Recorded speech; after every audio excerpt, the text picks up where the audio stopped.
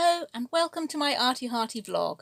It's been a while, but I'm back because I'm making some changes in my art.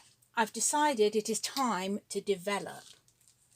So what I'm going to do is, rather than painting from pre-designed tutorials, I'm going to do more designing my own paintings using reference photographs, but it's still a lot more work as an artist to actually turn a photograph into a painting.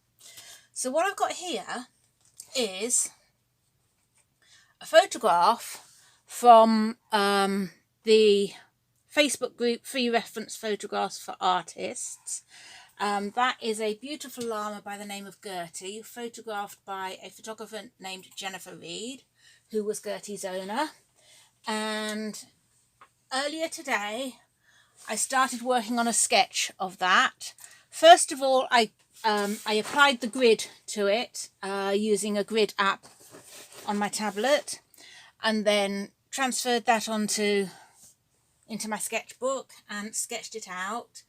And at first I was just going to do the basic outline, but then I figured actually it's a good idea to continue working on the sketch and not quite finish the sketch, but work it up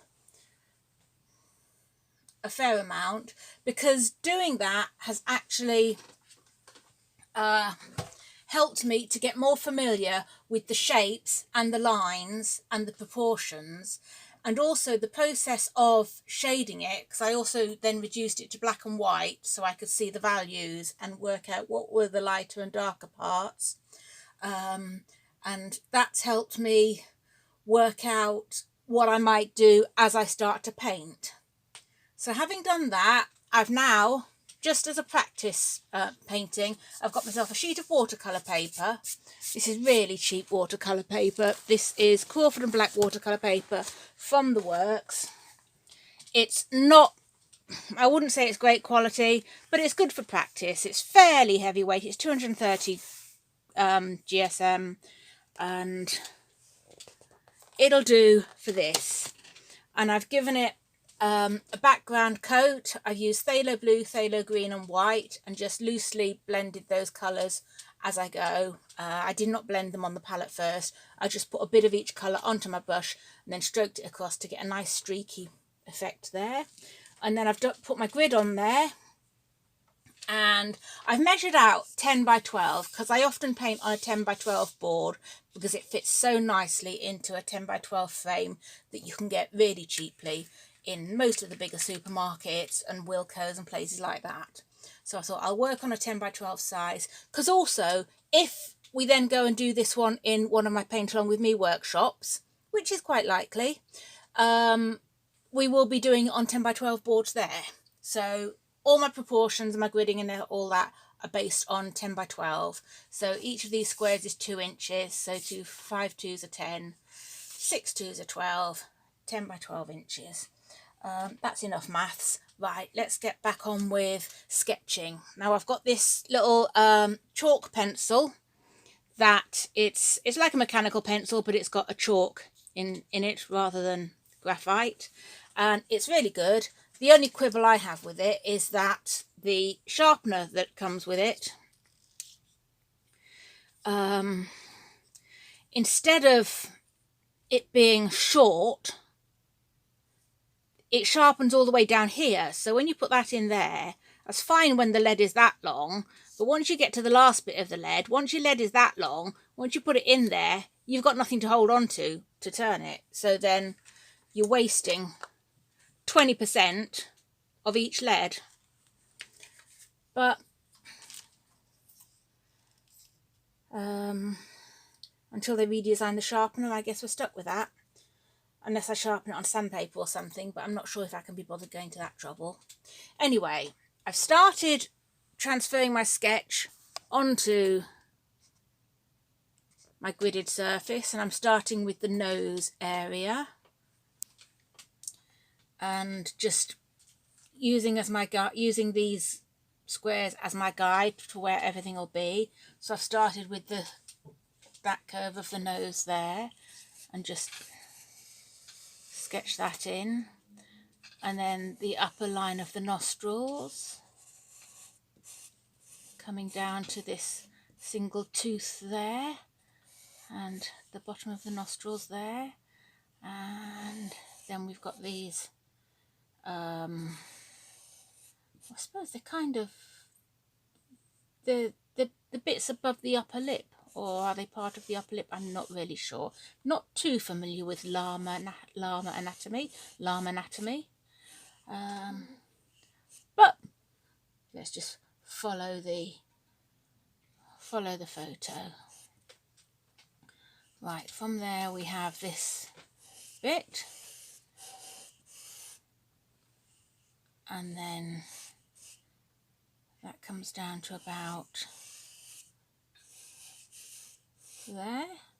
I don't know how well you can see the yeah, you can see it. So I don't know if I will actually get around to painting this today, but because I've got to go and get on with dinner soon, but let's see how we go. It'll be nice to get it mostly chalked in. What do I need to add after that? I've got that bit. Let's get to the eyes. Now, this right eye is is a triangle about halfway down and on the left half of this square here.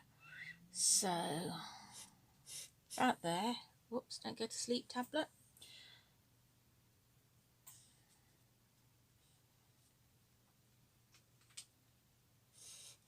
There, perhaps we want that line to be, and that line to be there, and then I can see how the eyelid goes up there.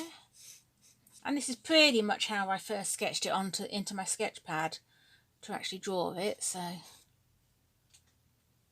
it shouldn't really be much different to that. And there's the eyeball. And then from here, this comes with a bit of a line down there.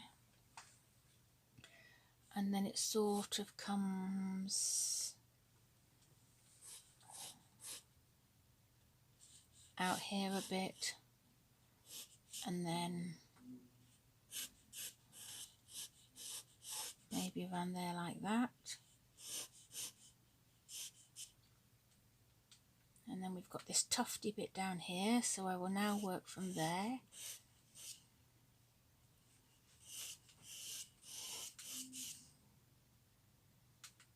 And that tufty bit comes down to there, like that.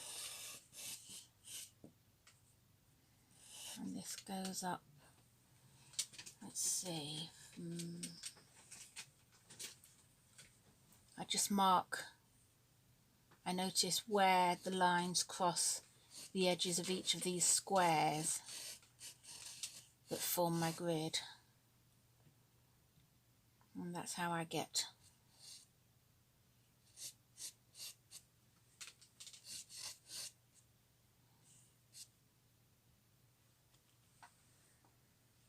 the general outline. Sorry if I pause as I'm doing this. I'm thinking. Can't think and talk at the same time. So now if I'm going to put this other eye in, that's going to be, that upper lid comes up very close, quite high up there. Probably about there. And that is almost, at the end of that white bit is around about the middle of that square. So let's pop that in.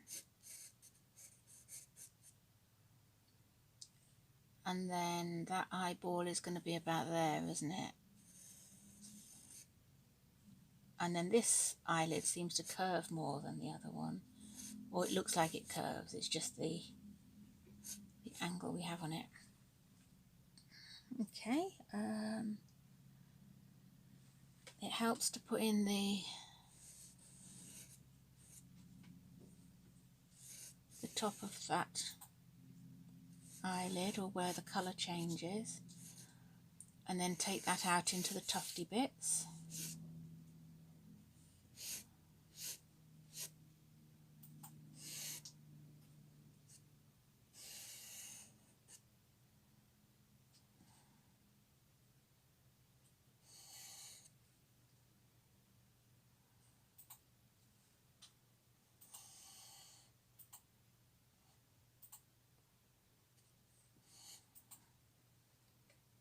And that comes down to curl around to there.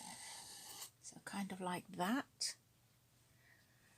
And gradually I'm just going to put in whatever visible lines, whatever lines I can pick out of.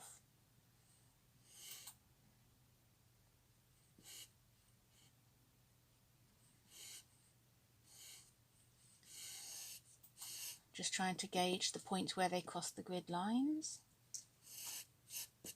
to help try and keep everything roughly in proportion.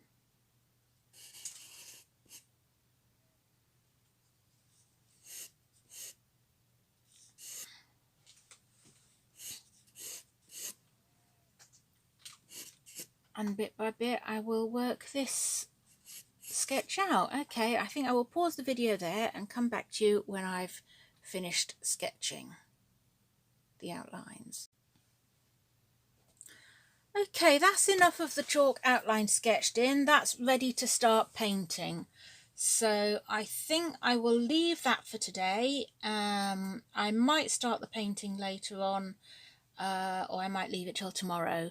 But that's going to be it for vlogging for today. So thanks a lot. See you next time.